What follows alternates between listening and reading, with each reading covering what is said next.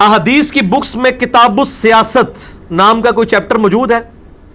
سیاست تو ظاہر ہے کہ اسلام کی بنیاد ہے، یعنی اسلام جو ہے حکمرانی کے بغیر تو ایک لولا لنگڑا معاملہ ہوگا، وہ تو صرف پھر ایک مذہب رہ جائے گا۔ اسلام تو دین ہے اور دین کا سیاسی نظام بھی ہوتا ہے۔ احادیث میں اس کے لیے یہ ٹرم استعمال نہیں ہوتی ہے، احادیث کی ٹرم اس کے لیے ڈیفرنٹ ہے۔ اس میں لفظ استعمال ہوتا ہے کتاب الامارہ والقضاء، امارت یعنی حکمرانی، قضاء اور فیصلہ کرنے کا بیان۔ بخاری مسلم میں یہ چیپٹرز موجود ہیں۔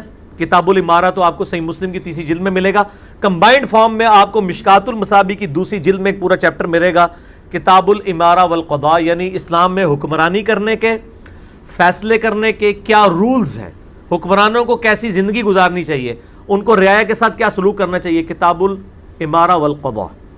میرے پاس ایک ریٹائرڈ جنرل آئے تھے کچھ عرصہ پہلے، تو انہوں نے مجھ سے یہی سوال کیا، وہ کوئی اسلام کے پولیٹیکل سسٹم پہ کوئی کتاب لکھنا چاہ رہے تھے، تو پھر میں نے ان کو بتایا کہ آپ ایک تو یہ کتاب لے لیں، مشکات المصابیح میں کمبائنڈ فارم میں آپ کو احادیث مل جائیں گی۔ دوسرا میں نے ان سے کہا کہ آپ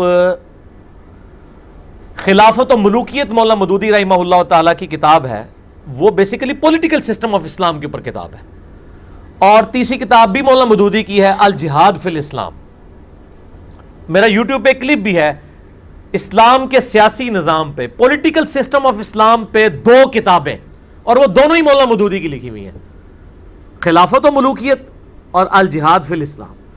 یہ جو جنگ جمل صفین نہروان تو اس کا ایک حصہ ہے، وہ 6-7ویں چیپٹر میں آتا ہے۔ شروع کے اس کے چیپٹر ایسے ہیں کہ جو مودودی صاحب کے مخالفین بھی کہتے ہیں کہ تاریخ اسلام میں پولیٹیکل سسٹم آف اسلام کے اوپر کسی شخص نے یہ چیزیں نہیں لکھی ہیں۔ وہ کہتے ہیں جو پہلے 3 چیپٹر ہیں وہ تو کلاس ہیں، ہم ایگری کرتے ہیں۔ وہ ایگری اس لیے کرتے ہیں کہ وہ ان کے مطلب کے ہیں، جہاں پہ ان کا مطلب ختم ہوتا ہے وہ ڈس ایگری کرتے ہیں۔ ہم تو اس کے ساتھ ایگری کرتے ہیں کہ اس حوالے سے کہ جو پہلے 3 حصے ہیں یا بعد کے بھی دلائل کے ساتھ ہیں، سوائے چند ایک چیزوں کے، اس میں مجھے یعنی مولانا مودودی سے اختلاف ہے۔ مثلا مولانا مودودی رحمہ اللہ تعالیٰ کے بارے میں کوئی بدگمانی نہیں کرتا ہوں۔ مولا علی علیہ السلام کے سب سے بڑے اس روئے ارض پہ ماڈرن ایج میں جو ڈیفینڈر ہیں، دفاع کرنے والے، وہ مولانا مودودی ہیں۔ لیکن اس کتاب میں انہوں نے سیدنا علی کے بارے میں یہ کہا کہ حضرت علی کی زندگی میں 2 کام ایسے ہوئے ہیں جو میں یہ سمجھتا ہوں کہ ان کو نہیں کرنے چاہیے تھے۔ ایک، انہوں نے قاتلین عثمان کو سزا نہیں دی ہے، اور دوسرا انہوں نے کہا کہ جو قاتلین عثمان تھے ان کو عہدوں پر فائز کیا ہے۔ اور میں ان دونوں باتوں کو بالکل ڈنکے کی چوٹ پہ کہتا ہوں کہ یہ بالکل فضول باتیں ہیں اور بے دلیل باتیں ہیں۔ یہ معاملہ ہی کچھ اور تھا۔ وہ جسے شوق ہے تو وہ میرا پھر کربلا والا ریسرچ پیپر پڑھ لے 5B۔ سیدنا علی نے جو کچھ کیا ہے وہ بالکل ٹھیک کیا، اور یہ کچھ ہوا ہی نہیں ہے۔ آج اس ماڈرن ایج کے اندر بھی ویڈیو کیمرے میں ریکارڈنگ ہو جاتی ہے تو 4 میڈیا کے لوگ 4 باتیں کرتے ہیں ایک انسیڈنٹ کے بارے میں۔ اس زمانے میں نہ تو کوئی کیمرہ نہ کوئی ریکارڈنگ، سیدنا علی کس طرح فیصلہ کر لیتے کہ یہ قاتلین عثمان ہے صرف لوگوں کے کہنے کے الزام کے اوپر؟ سیدنا علی کے پیچھے نبی علیہ السلام کھڑے ہیں، اور میں نے ساری احادیثیں بتائی ہیں کہ نبی علیہ السلام نے ایک ایک جنگ کے اوپر مور لگائی ہے کہ جنگ جمل، صفین، نہروان، ایک ایک مسئلے میں مولا علی حق پر ہوں گے۔ اب ان کو کسی کے سرٹیفکیٹ کی ضرورت نہیں ہے، نبی علیہ السلام کے پاس تو غیبی خبریں تھیں۔